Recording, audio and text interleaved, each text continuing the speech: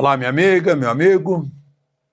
Hora do nosso encontro neste fim de semana para ler para vocês o artigo que saiu quarta-feira em mais de 30 jornais, fazendo observações e comentários nas entrelinhas. Só para você. O assunto, mais uma vez, eu até que não gostaria de falar de novo o mesmo assunto, parece samba de uma nota só, mas é o Supremo. O Supremo virou protagonista, né? E o título é Supremo Superstar. Lembre-se de se inscrever e, ao final, de deixar o gostei ou não gostei. Vamos, então, à leitura do artigo, fazendo comentários nas entrelinhas.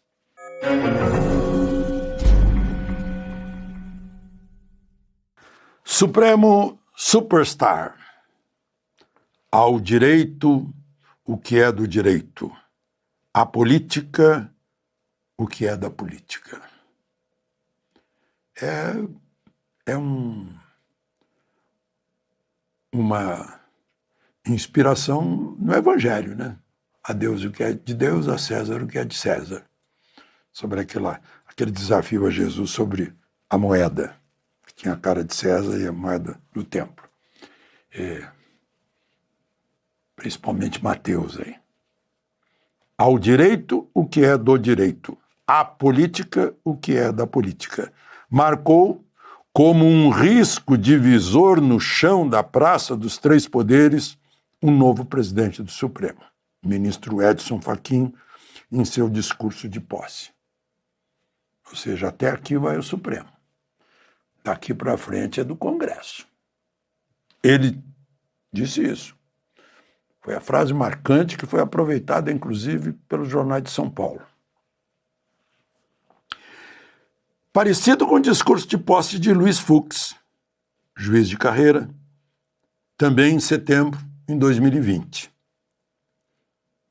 Agora eu vou ler o que disse Luiz Fux naquele dia, quando começou o mandato de 2 anos de presidente do Supremo.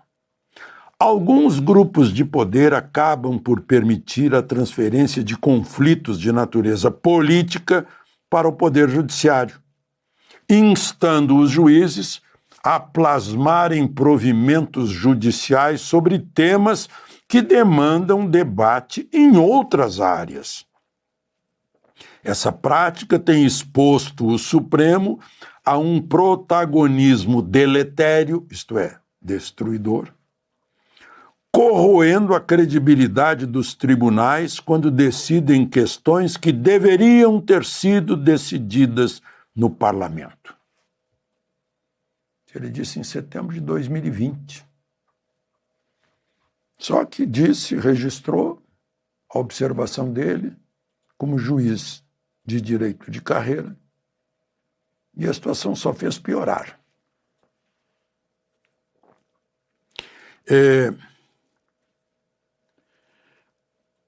Essa é uma posição dele e de Fachin agora. Só que posição contrária a ambos tem o presidente que saiu, ministro Luiz Roberto Barroso, que afirmou antes de assumir a presidência, quer dizer, já antevendo o que iria fazer, que o judiciário deixou de ser, já há um tempo, um departamento técnico especializado. Passou a ser um poder político na vida brasileira. Uau! E foi isso que ele aplicou. Foi isso. Aí vem o outro parágrafo. Agora o ministro Barroso deixou a presidência do Supremo. Saiu entrevista dele em toda parte, nas TVs, rádios, jornais, né? O da capital do país deu 2 páginas inteiras. Barroso marcou época pelo ativismo expresso e confesso. Ele ia fazer palestras por aí e falava sobre isso, né? Dessa militância, digamos assim, esse voluntarismo no Supremo. O objetivo foi tornar o Supremo não um departamento técnico do Judiciário, mas um tribunal político, como ele próprio havia declarado. Ele informou que agora, ao sair da presidência, mas não sai do Supremo, porque ele não tem ainda a idade de aposentadoria compulsória, informou que agora vai meditar num retiro espiritual Brahma Kumaris, para decidir seu futuro, se continua no Supremo, onde reconhece que muito se desgastou, mas de nada se arrepende, ou escolher algo novo. Pois é, eu fico pensando, né? Algo novo. Quem sabe a eleição do ano que tem, a eleição do ano que vem, podia se candidatar. Né? A mídia lhe dá tratamento de superstar, que presidiu o Supremo, cantou sambas, pronunciou diante da UNE "Nós derrotamos o bolsonarismo", e em cenário não longe da Broadway, soltou o "Perdeu Mané", que só não ficou literalmente lapidar porque é registrado em batom no granito de Temis, a deusa da justiça. Não ficou lapidar na lápide granítica. Bastou uma aguada ali para tirar o batom. Esse objeto incendiário e perigoso que fez com que a Débora fosse condenada a 14 anos. O mesmo tempo em que se condenou Luiz Carlos Prestes por ter tentado derrubar o governo do Brasil. Confesso minha estranheza em o Supremo ser protagonista. Como jornalista há quase meio século, acompanhando de perto o STF, eu estranho. Porque não é da natureza da corte ser protagonista. Ao contrário, seria o tribunal discreto, sem entrevistas, que só fala nos autos, sem togas previsíveis, sem sentenças anunciadas.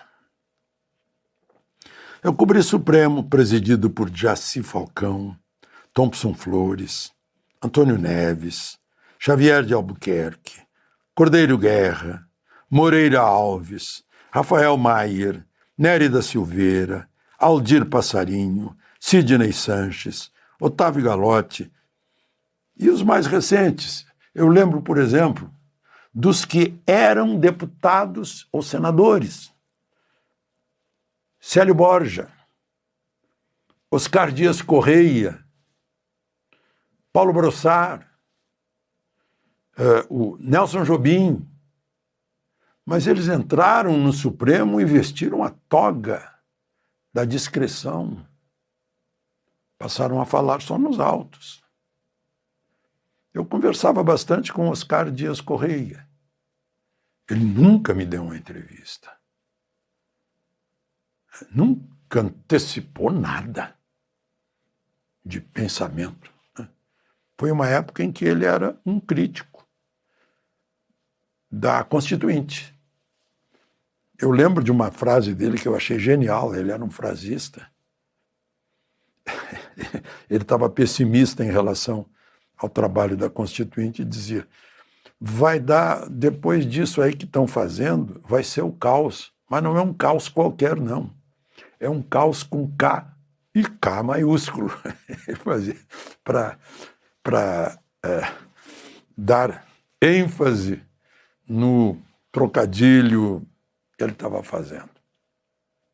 Mas nunca rompeu os princípios de juiz supremo. Bom,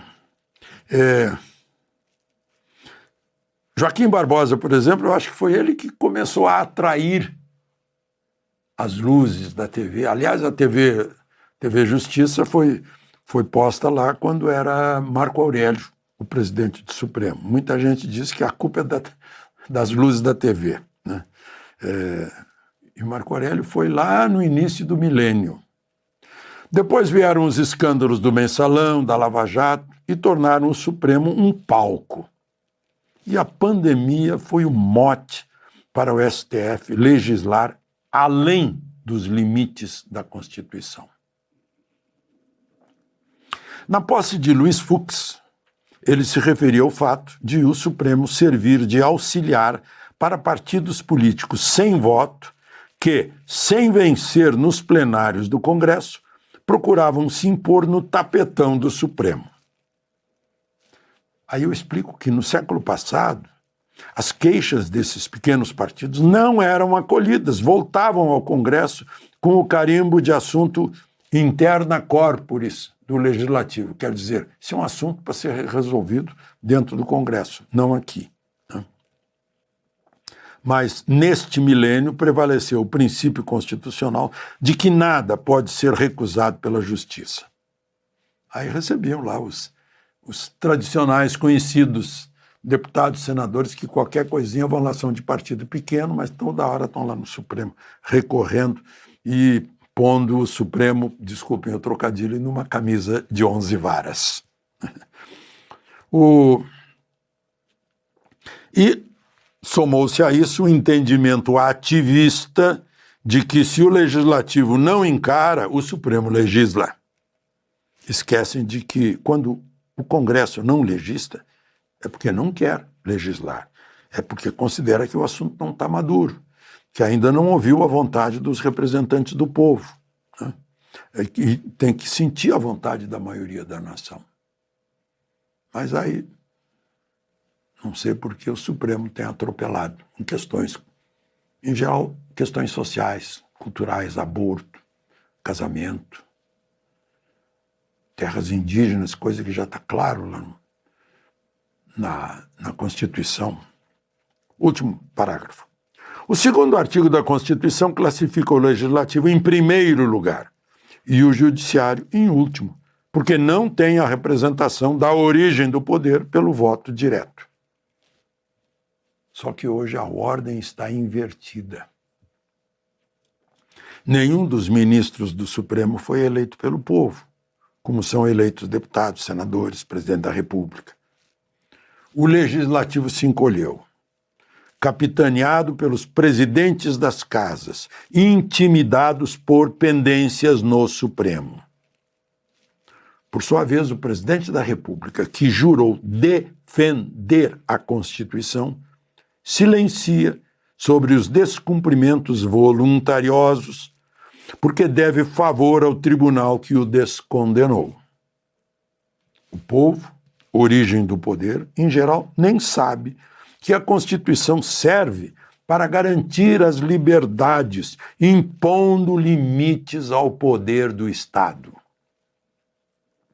O ministro Fachin, em seu discurso de posse, falou em cortar gastos, mas não falou em cortar poderes que a Constituição não deu ao Supremo.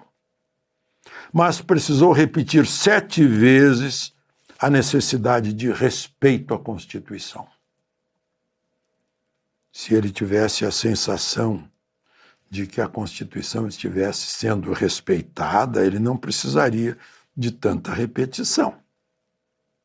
E o Supremo, como sabemos, existe para guardar a Constituição e não para ser superstar. De Brasília, Alexandre Garcia.